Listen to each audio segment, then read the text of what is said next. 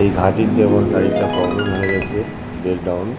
এই দেখুন দাঁড়িয়ে আছে, কত লোক এই জায়গাটায় বেড়াতে এসে ফটো তুলে। জায়গা করা আছে একটা চাওড়া, খুবই সুন্দর জায়গা। দেখুন হ্যাভি আছে, ওই উপরটায় গাড়ি উঠে যাবে। 6 কিলোমিটারের ঘাটি আছে এটা, খুবই উঁচা ঘাটি। দাদা সাবধানে উঠতে হয়, সাবধানে নামতে হয়। ড্রাইভার বন্ধুরা যতজনে এখান থেকে যাওয়া আসা করবে, যারা যারা খুব সাবধানে যাওয়া আসা করবে। জাহান है तो জাহান है ভাইয়া,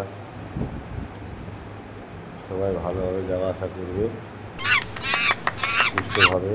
এরকম বাঁদরগুলো খেলা করছে এখানে, আমাদেরকে থাকতে দেয়নি। মোটামুটি 11টা থেকে সন্ধ্যা 7টা অবধি এখানে ছিলাম,